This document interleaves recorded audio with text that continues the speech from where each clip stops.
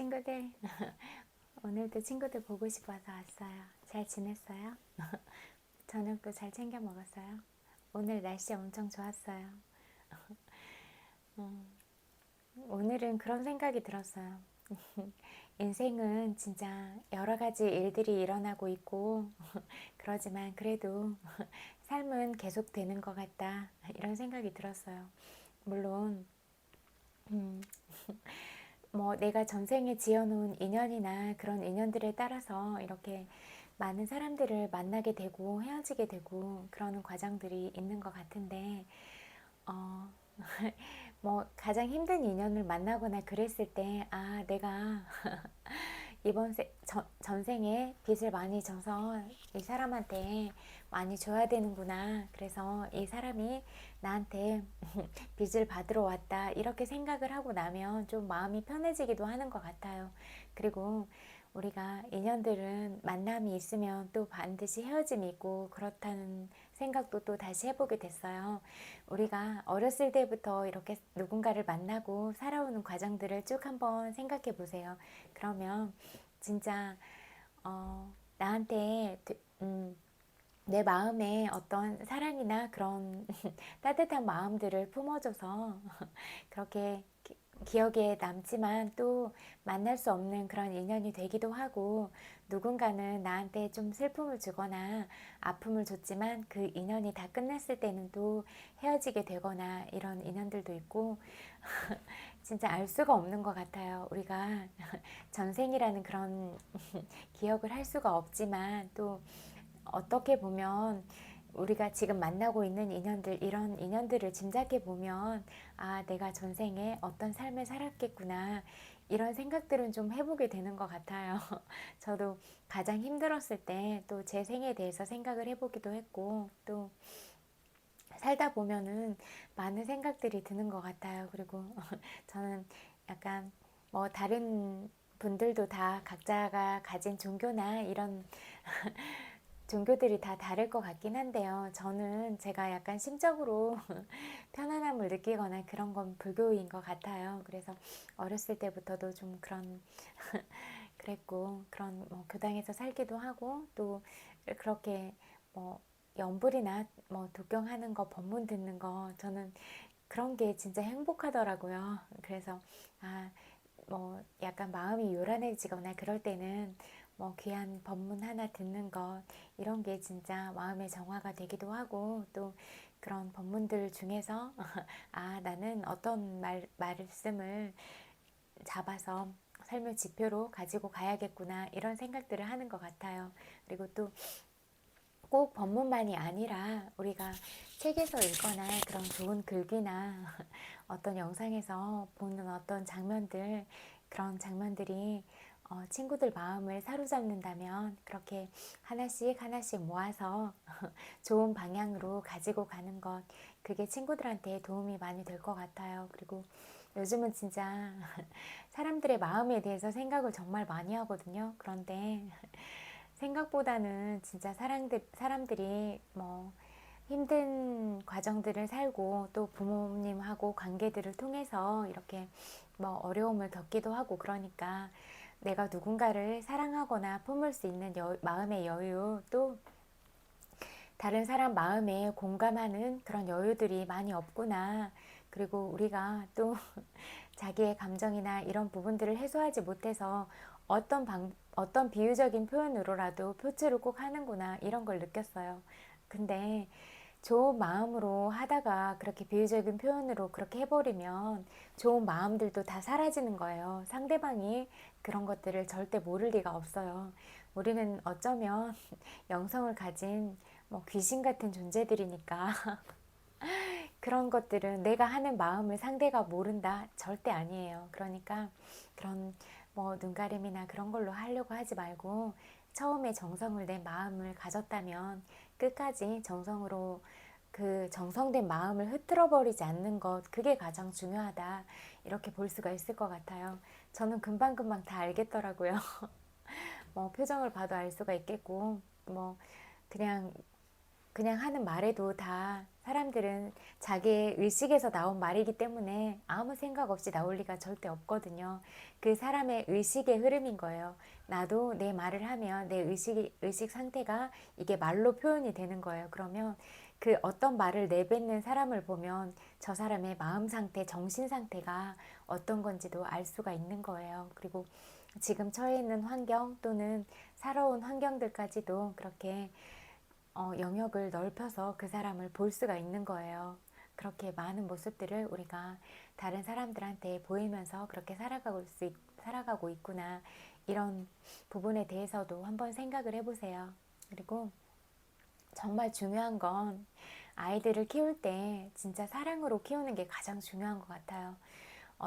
어쩔 수 없는 환경이 있을 수도 있잖아요. 그러면 그런 환경에서도 늘 긍정을 발견하고 또 어떤 성교육이나 뭐 성에 관련돼서 이렇게 노출이 많이 되는 그런 상황이면 더 성교육을 더 열심히 해서 아이들이 내 몸을 지키고 나를 사랑하는 법을 알고 나처럼 다른 사람을 사랑하는 그런 법들에 대해서 늘 생각하고 그런 마음을 갖고 이런 게 중요한 것 같아요. 그래서 누구를 꼭 이겨라, 1등 해라 이렇게 가르치는 것보다는 함께 가는 법, 어려운 누군가를 도와주고 내 손길로 인해서 상대방한테 도움을 줬을 때 내 마음이 얼마나 기쁜지 행복한지 그런 행복감들을 느끼게 하는 게 가장 중요한 것 같고 또 도움을 받은 아이가 행복해하는 모습들을 보면 그 모습들로 인해서 내가 행복해질 수 있는 것들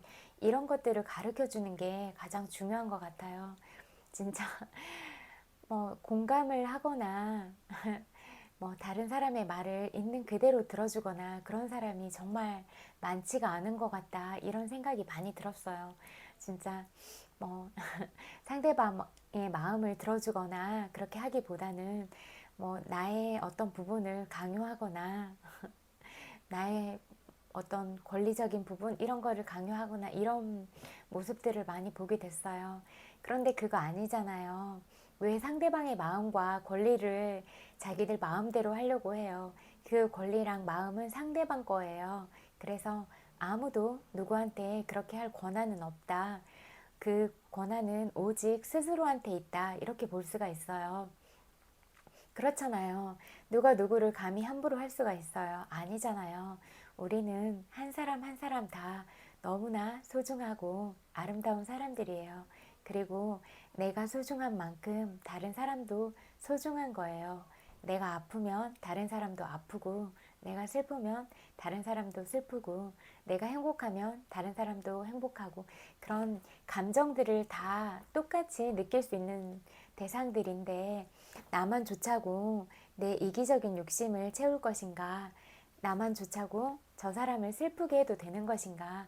이런 부분들에 대해서 늘 기억하고 고민을 하면서 가야 된다고 생각을 해요. 그리고 저도 제가 뭐 다투거나 이러면 제 가족한테 영향이 가기도 하고 또 가족의 가족 구성원한테 영향이 가기도 하고 이렇게 점점 퍼지게 되더라고요. 그래서 한 사람이 가진 생각과 마음이 정말 중요하고 우리가 한 사람 한 사람이 잘 사는 게 다른 사람들한테 도움을 주는 걸 수도 있겠다 이런 생각이 많이 들었어요. 물론 살다 보면 어쩔 수 없는 부분들도 반드시 있기는 한데 그래도 이런 아무리 최악의 상황이라고 하더라도 이 부분에서 어떤 마음을 잡고 갈 것인가 그거는 우리들의 몫인 것 같아요. 그래서 가장 슬프거나 가장 힘들다고 해도 그런 시기에도 나는 긍정적인 면을 바라보고 갈 수가 있다. 내가 힘들고 아파도 상대방의 아픔도 봐줄 수 있는 그런 여유를 갖고 살아가는 건 어떨까 이런 생각이 많이 들더라고요. 그냥 인간적인 차원으로 보는 거예요. 나도 짠하고 너도 짠하고 그렇게 자비와 연민의 마음으로 보면 나도 힘들고 아팠듯이 너도 그렇게 많이 힘들고 아파서 네가 표현해낼 수 있는 게 이 정도구나.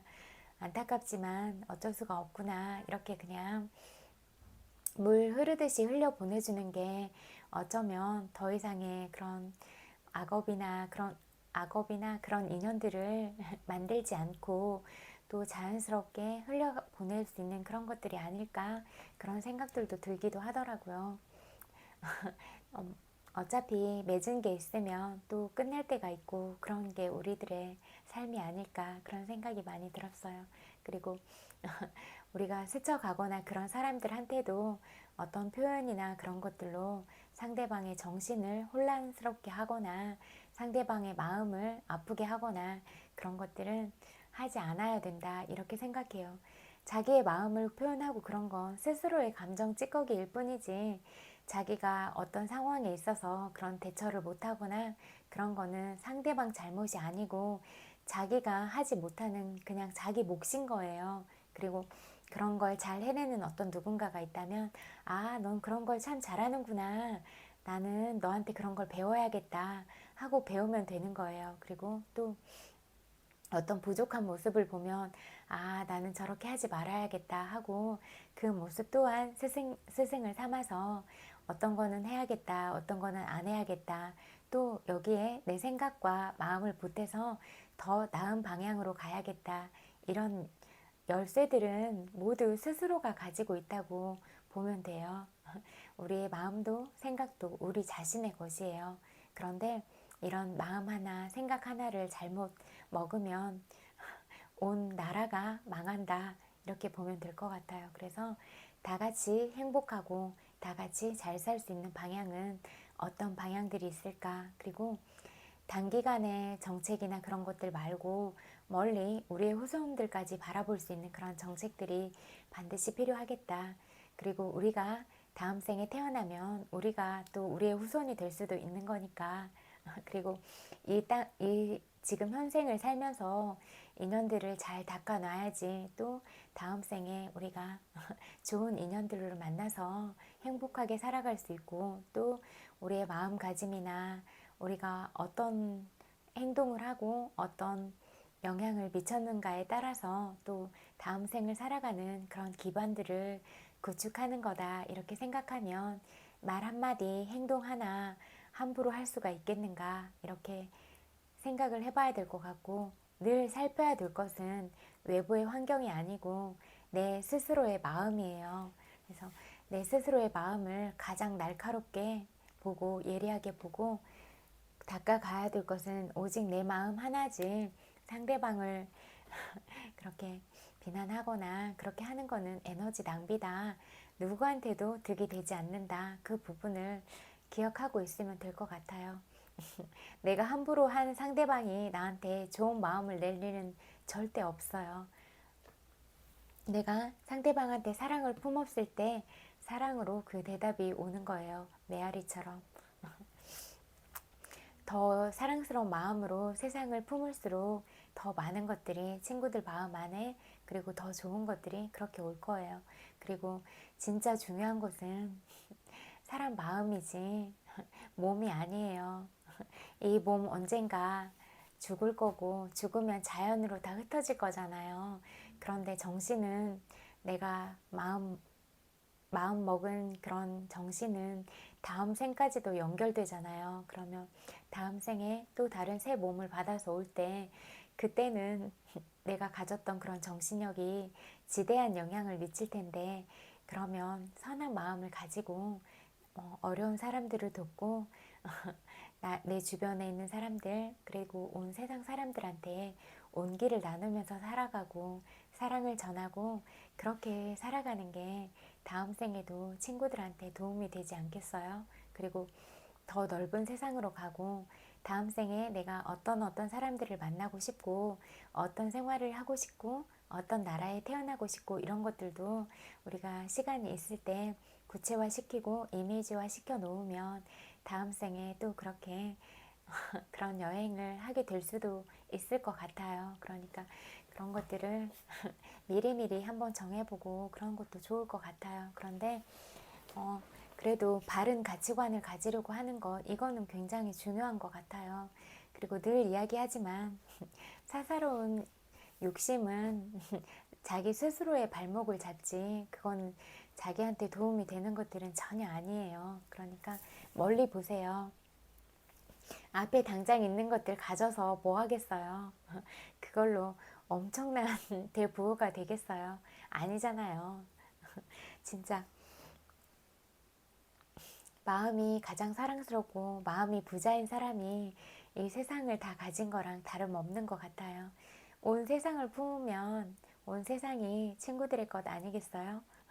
그런데 뭐 다른 사람들의 그런 기와 고열을 다 빨아서 내 거를 만든다면 나도 알고 진리도 알고 세상 사람들도 모두 아는데 그거를 떳떳하다고 할 수가 있을까?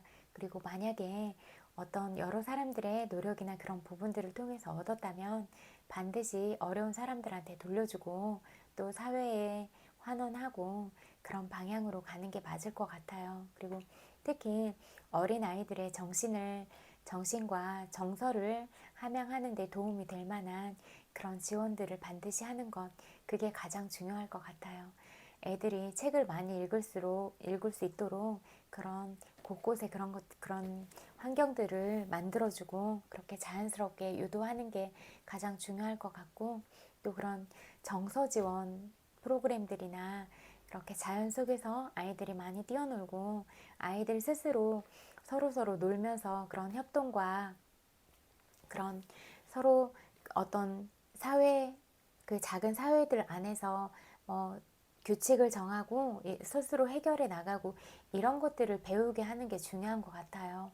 보니까 진짜 그런 뭐 몸을 우선시하고 그런 뭐 영상이나 이런 것들로 뭐 자기 스스로의 정체성이나 그런 성 역할에 대한 그런 것들이 인지가 되기 전에 그런 영상물들을 너무 빨리 접하게 되면 이게 뇌가 고장나는 것 같아요. 마음도 고장나고. 그래서 사람을 정말 귀하고 사랑스러운 사람으로 보지 않고 몸으로만 본다.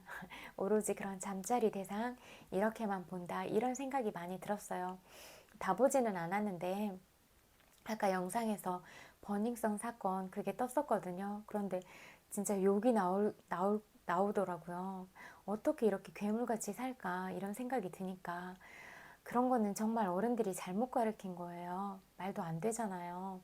어떻게 뭐 여자친구는 진짜 사랑으로 만나고 그래야 되는 거잖아요. 근데 그렇게 막 장난감처럼 그렇게 하고 하는 것들은 진짜 너무 끔찍하다 이런 생각이 들었어요. 그러니까 그렇게 여기지 않도록 하는 게 가장 중요할 것 같아요. 진짜 사랑스러운 마음으로 만나는 거예요.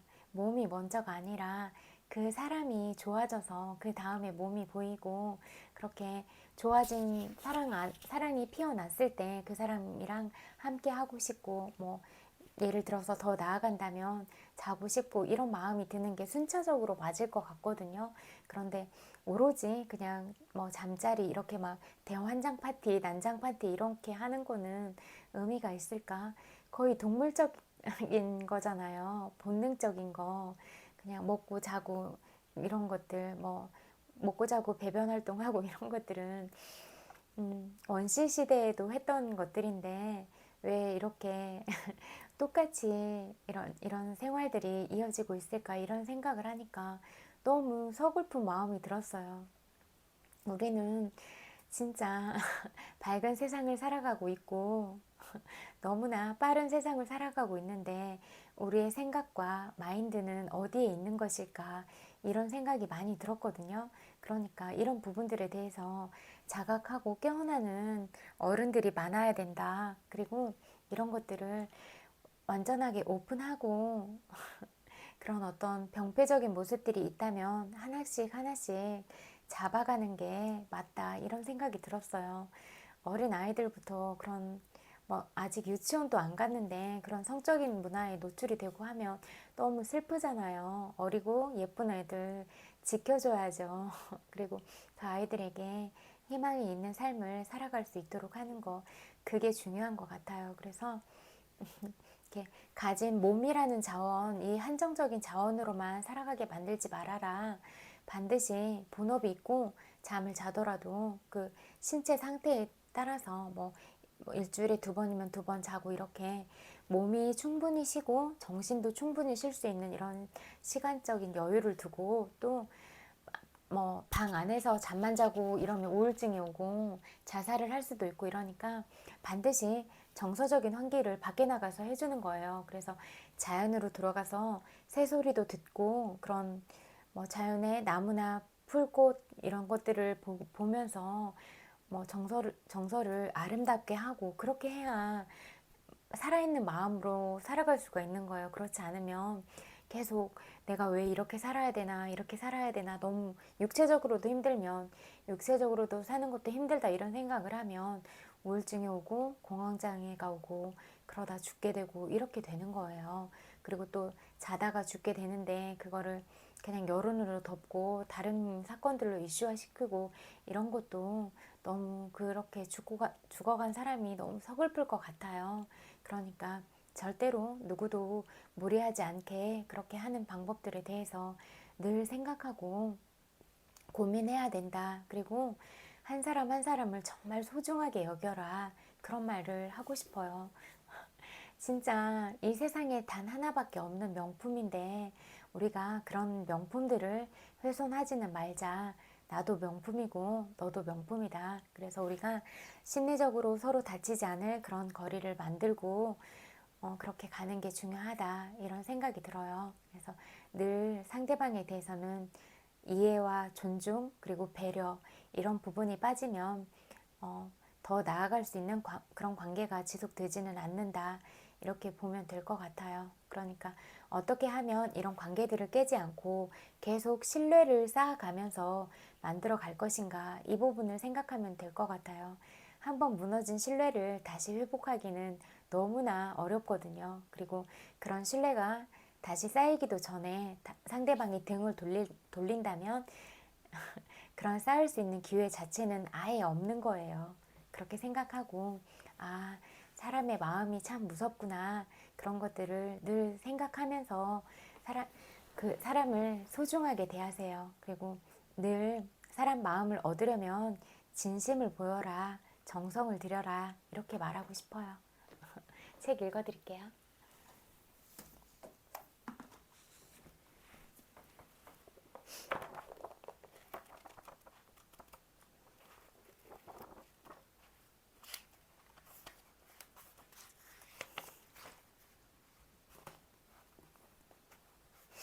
무의욕에서 벗어나려면 모태는 아내의 힘을 알아야 한다. 아내를 잘 살펴보면 부정적 감정 때문에 아내가 존재하며 그런 감정은 솟는 대로 인정하고 놓아버릴 수 있는 것임을 알 수 있다. 긍정적 감정에 저항하고 있는 것도 분명하니 사랑과 너그러움, 용서 같은 긍정적 감정도 하나하나 잘 살펴본다. 자리에 앉아 너그러움의 느낌을 상상하면서 그에 대한 저항을 놓아버린다. 내 안에 너그러운 어떤 것이 있는가? 생일인 친구에게 그 너그러움을 내어 쓰기가 처음에는 내키지 않을 수도 있다. 그러다 의식 속에 너그러움과 같은 특성이 있는 것이 보이기 시작한다.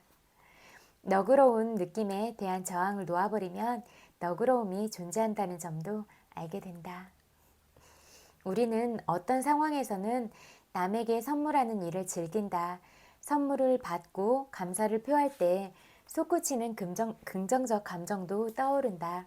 사실은 용서하고 싶은 마음을 억제했으며 너그러움에 대한 저항을 놓아버릴 때 불만을 놓아버리려는 자발성도 생겨남을 알게 된다. 이렇게 할 때 우리는 더 이상 자신을 작은 자아와 동일시하지 않으며 보다 큰 어떤 것이 내 안에 존재함을 의식적으로 자각한다. 그것은 항상 거기 있지만 보이지 않게 숨어 있다. 이 과정은 모든 부정적 상황에 적용할 수 있다. 과정을 통해 맥락을 바꾸면 현 상황을 다르게 지각할 수 있다. 상황에 새로운 의미를 부여할 수 있다. 대책 없이 피해보는 자에서 의식적으로 선택하는 자로 진보한다. 위에서 든 예는 뛰어나가 생일 선물을 사야 한다는 이야기를 하는 것이 아니다. 스스로 선택한 결과로 현재 입장에 있는 것임을 자각하자는 것이다. 우리에게는 완전한 자유가 있어서 보다 자유롭게 행동하고 선택할 수 있다. 과거의 억울한 일에 붙들려 대책 없이 피해보는 사람보다 훨씬 높은 의식 상태에 있는 것이다. 의식의 법칙 중에 이런 것이 있다. 자기에게 어떤 부정적 생각이나 믿음이 적용된다고 의식적으로 말하면 실제로 그 영향 하에 놓인다. 우리에게는 부정적 신념 체계를 믿지 않기로 결정할 자유가 있다.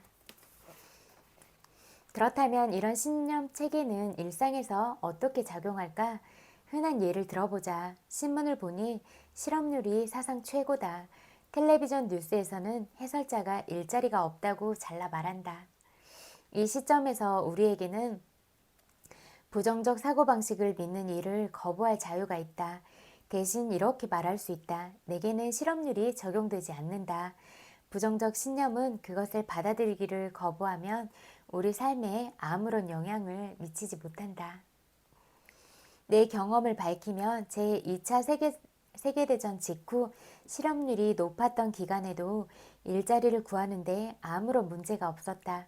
사실 동시에 두세 가지 직업을 가질 수도 있었다.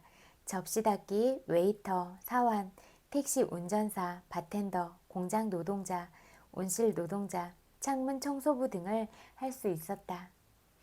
이는 다음과 같은 신념 체계를 따른 결과였다. 실업률은 다른 사람에게는 적용되어도 내게는 적용되지 않는다는 뜻있는 곳에 길이 있다. 또한 일자리를 얻기 위해 자존심을 포기할 자발성이 있었다. 또 다른 예로 전염병과 관련된 신념 체계가 있었다.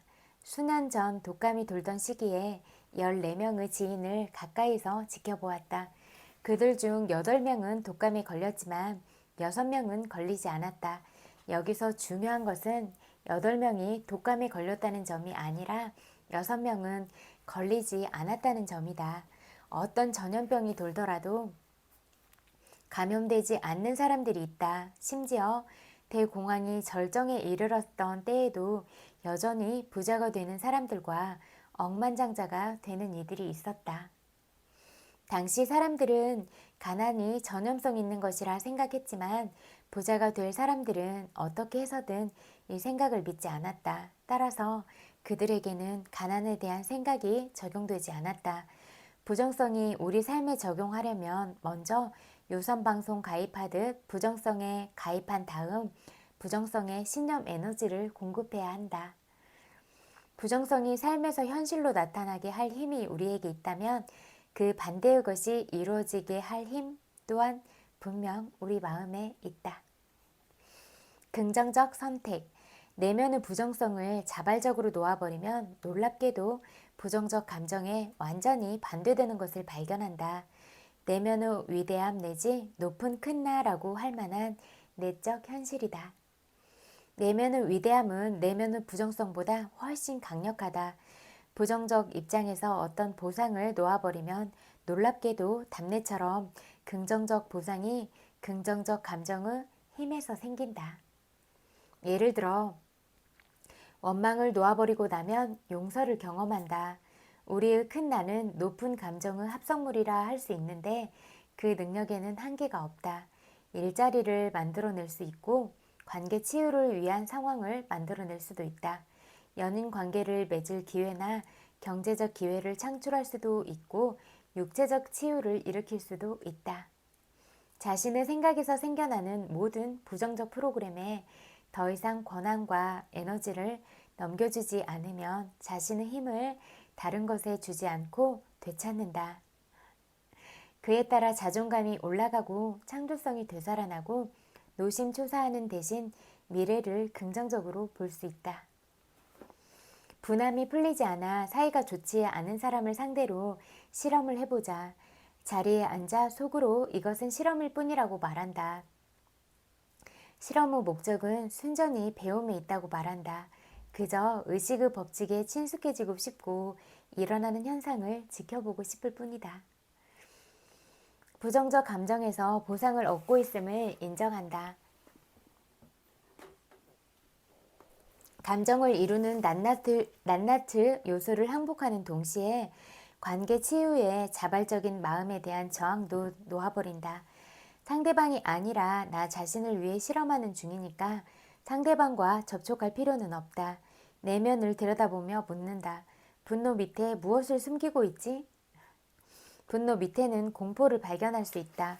분노 외에 질투도 보인다. 경쟁심도 보이고 그동안 관계를 가로막은 감정 복합체의 자잘한 요소들이 보인다. 요소들이 모두 보인다. 부정성과 놓아버림과 긍정에 대한 저항 놓아버림을 동시에 한 결과 내면의 에너지가 달라지고 자존감도 미묘하게 바뀐다. 관계에 무언가 긍정적인 일이 생기게 하려는 자발성에 대한 저항을 놓아버리기만 하면 된다. 이제 그냥 편히 있으면서 무슨 일이 생기는지 지켜본다. 이 실험에서 상대방이 이해했는지는 관심사가 아니다. 내가 이해했는지만이 중요하다. 문제를 대하는 나 자신의 입장을 바꾼 다음 무슨 일이 생기는지 지켜보는 것만이 관심사다. 보통은 아주 보람찬 경험이 따라오기 마련인데 이 경험은 상황에 따라 다르게 나타난다. 이전에 겪은 트라우마의 찌꺼기를 아직까지 해결하지 못하면 이 또한 무의욕에 빠지는 원인이 된다. 마음은 과거가 되풀이되리라는 예상을 미래에 투영한다.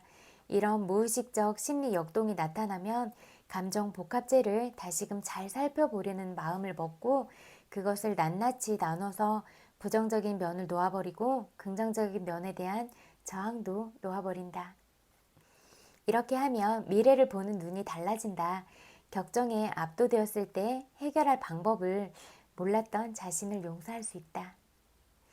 당시에 남은 찌꺼기로 인해 감정 장애에 빠졌지만 무의식적인 마음속에는 시간 같은 것이 존재하지 않으므로 이제 언제라도 과거 일을 치유하기로 마음 먹으면 된다.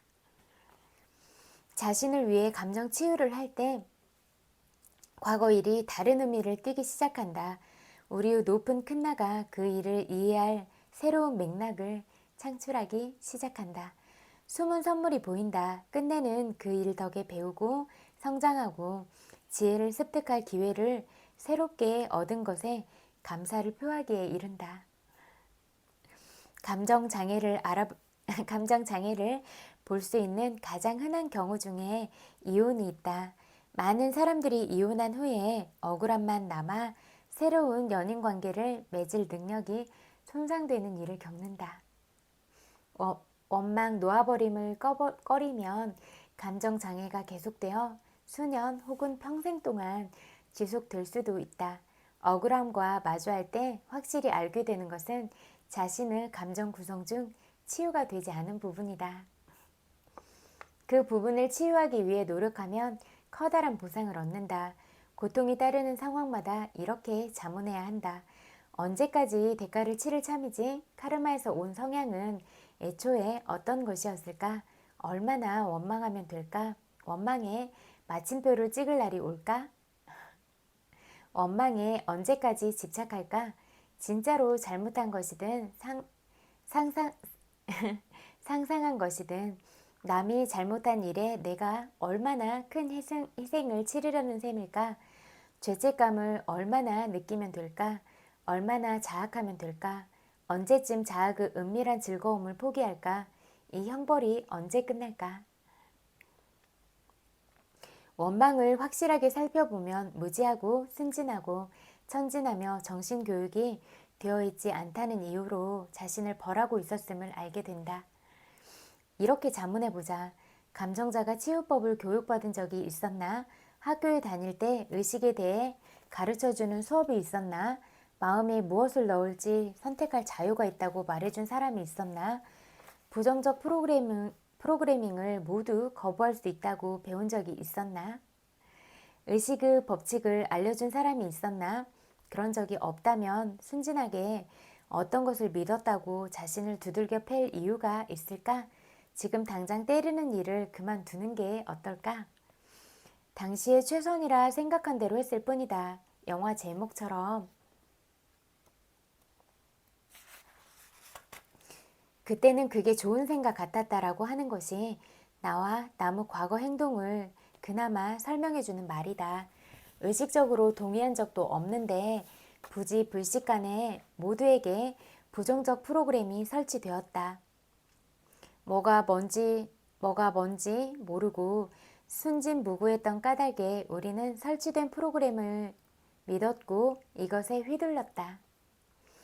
우리는 보다 잘 자각하고 잘 의식하고 잘 감독하고 잘 파악하겠다고 마음 먹을 수 있다. 녹음기 마냥 앉아서 세상이 건네주는 대로 프로그램을 흡수하기를 거부할 수 있다. 세상은 왜소함 특유의 자만심과 공포심을 최대한 자극해서 우리의 순진함과 왜소함을 이용하는 일에 혈안이 되어 있다. 자신이 어떻게 조종되고 이용되고 기만당했는지를 깨달으면 분노가 치밀어 오를 것이다. 이런 시도가 있으면 즉시 상대하라. 화내도 괜찮다.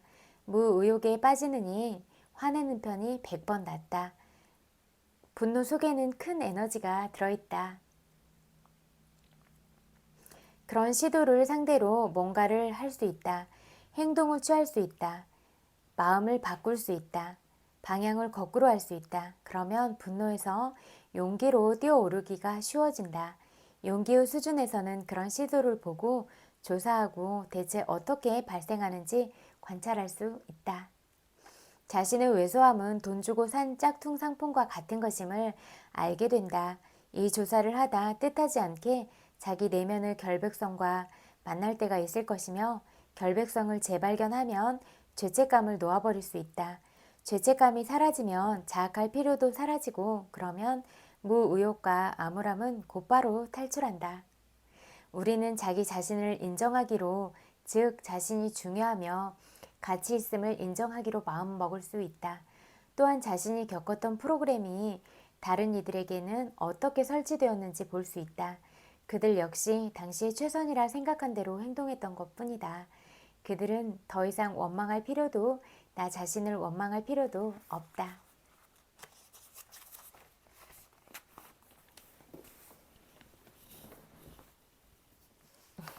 내면화의 치유 같이 할게요.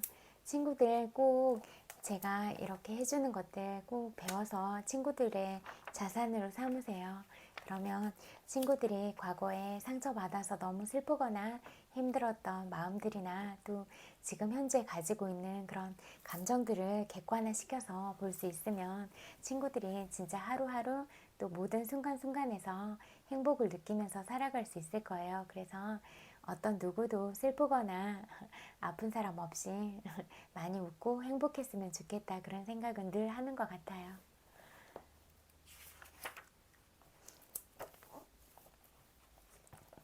선언문. 유치한 시기에 상처받은 내면 아이를 위한 선언문은 다음과 같다. 작은 누구누구야. 나는 내가 자라는 모습을 지켜보는 게 기쁘단다.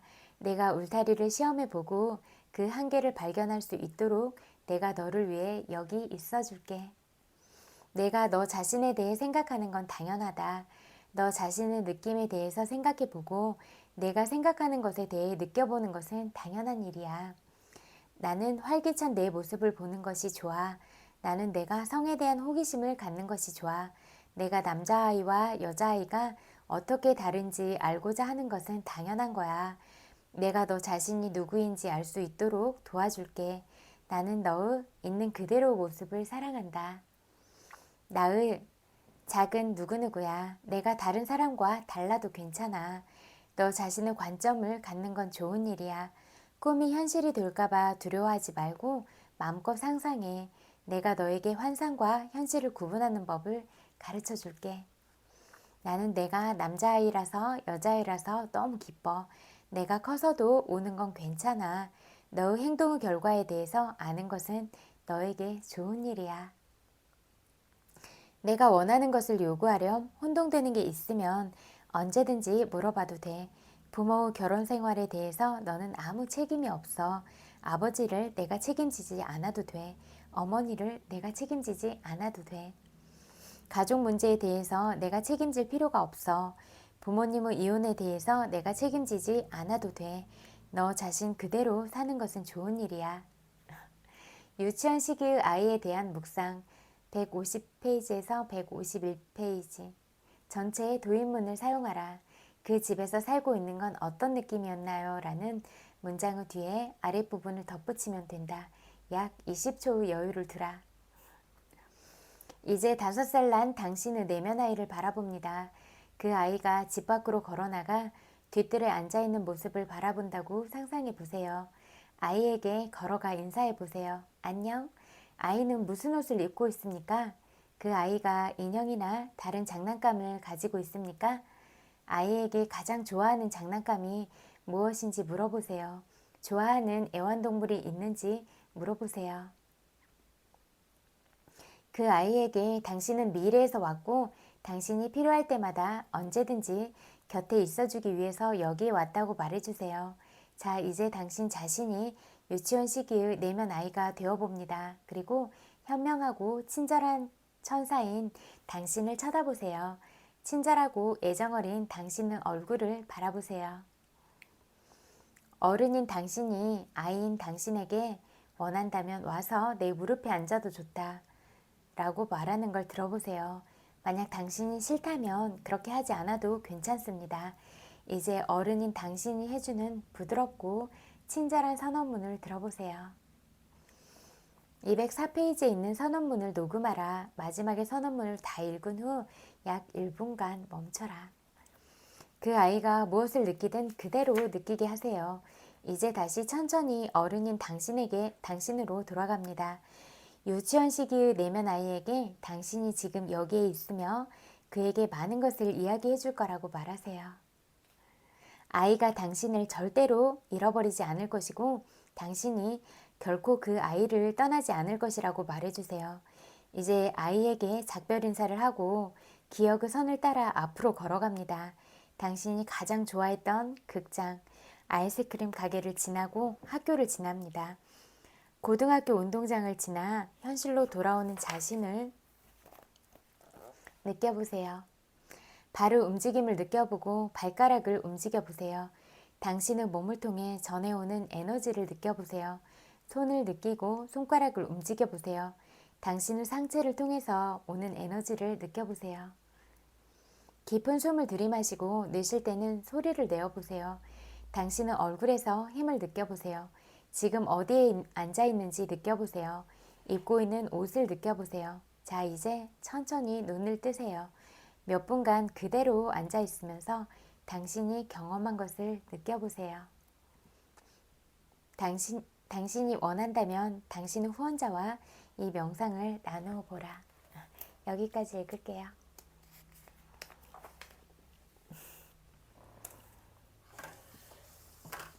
이것도 잠재의식에 관한 거 읽어드릴게요.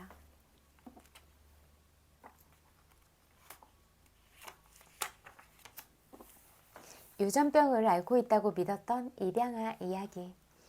아일랜드를 여행했을 때의 일이다. 코크에서 약 8km 떨어진 곳에 블라니성이 있다. 블라니성은 탑 꼭대기에 있는 블라니스톤으로 유명하다. 전설에 따르면 블라니스톤에 입을 맞추는 사람은 축복을 받아 말솜씨가 좋아진다고 한다. 전해오는 이야기에 의하면 블란이라는 단어는 상대방의 감정을 상하지 않게 하면서 듣기 좋은 말을 해 기분 좋게 하는 대화를 의미한다. 전 세계의 여행객들이 블라니스톤에 입을 맞추려 성을 찾아온다. 그러나 블라니스톤에 입을 맞추는 일이 그리 쉽지만은 않다. 등을 바닥에 대고 누워 쇠로 된 손잡이를 잡은 채 절벽 쪽으로 상체를 젖혀야 하기 때문이다. 하지만 입을 맞추는 데 성공하면 놀라운 말솜씨를 얻는다고 한다. 블라니스톤을 본 지질학자는 아무리 유명한 성에 있는 명물이라고 해도 돌덩어리에 불과하다고 말할 것이다. 돌에는 말주변을 좋게 하는 효력이 없기 때문이다. 그런데 그저 블라니스톤에 입을 맞췄다고 해서 말주변이 좋아지는 일이 어떻게 가능한 것일까? 이유는 바로 우리의 믿음과 기대가 잠재의식 안에 잠들어 있는 힘을 깨우기 때문이다. 잠재의식의 힘은 늘 같은 자리에 머무른 채 누군가 자신을 알아보고 사용할 날을 기다리고 있다. 블라니성을 떠난 나는 갭 오브 던더로 향했다. 튼튼한 조랑말을 타고 협곡을 건널 때 빙하가 봉우리에 남긴 흔적을 보며 전율을 느꼈다. 굽이굽이 이어지는 높은 산맥과 고독한 절벽이 자아내는 장관은 평생 잊지 못할 것이다. 일행 중에 젊은 영국인 청년 베질이 있었다. 좁은 협곡을 걷다 길이 넓어지는 구간에 다다랐을 때 베질이 급성 천식 발작을 일으켰다.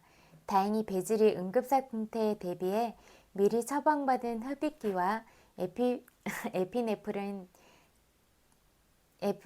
에피네프린 자가 주사기를 챙겨온 덕분에 큰 위기는 넘길 수 있었다. 발작이 잦아들자 그는 내일 정오쯤에 이런 일이 일어난다고 고백했다. 천식을 앓는 게 놀라운 일은 아니죠. 아버지도 평생 천식으로 고생하셨거든요. 아버지가 천식 발작으로 돌아가시던 때 그 자리에 있었는데 정말 끔찍했죠. 혼란스러워진 내가 물었다. 전에 입양됐다고 하지 않았었나요? 네, 맞아요. 갓난아기였을 때 입양됐어요. 그는 천식은 나를 입양한 아버지도 앓으셨던 유전 질환이다 라는 자기 말에 담긴 모순을 이해하지 못하고 있는 듯 보였다. 휴식 시간에 베질과 단둘이 깊은 대화를 나눴다. 나는 그가 한 말의 모순을 지적했다. 처음에 반박하던 그는 결국 양아버지를 싫어했다고 털어놓았다. 왜 양아버지가 싫은 건가요? 나름의 사연이 있겠죠? 네, 아마 제가 12살 무렵이었을 거예요. 사소한 일로 아버지가 제게 화를 낸 적이 있어요. 그때 아버지가 너는 내 아들이 아니다. 누군가에게 버림받은 자식이라고 똥통에서 굴러다니던 놈을 데려와 길러줬더니 은혜를 이런 식으로 갚아? 라고 하셨어요. 그 말을 들은 나는 충격을 받았다. 당신이 입양하라는 사실을 그때 안 건가요? 맞아요. 그래서 아버지가 싫었어요. 하지만 아버지 말이 맞았죠. 아버지의 은혜를 분노와 원한으로 갚았으니까요. 사실 저는 아버지 말처럼 그렇게 행동하고 있어요. 이거 어른들이 아이들한테 뭐 어떻게 되라 이렇게 말하는 것도 진짜 중요하다고 해요. 진짜 아이일 때 그런 말을 들으면 그대로 믿어서 진짜 그런 방향, 그런 아이로 자라게 되니까 내가 말 한마디 할 때 어떤 말을 할 것인가 이런 부분도 늘 생각을 해보는 게 좋을 것 같아요. 베질의 눈에는 어느새 눈물이 고여 있었다. 아버지가 분을 못 이겨 중요한 이야기를 그런 식으로 터뜨리는 게 옳았다고 생각하나요? 아니요. 그러면 안 된다고 생각해요. 하지만 저는 골칫거리였어요. 아버지가 굳이 책임지지 않아도 됐는데 떠맡은 거죠. 청소년기의 베질은 양아버지를 향한 분노와 원망을 없애려 했었다. 하지만 그럴수록 그 마음속에는 부정적인 감정이 더욱 짙게 새겨졌다. 부정적이고 파괴적인 감정 상태에 놓이면 결국 그 감정은 금방 겉으로 드러난다. 양아버지가 죽자 베질은 아버지가 앓던 천식을 앓기 시작했다.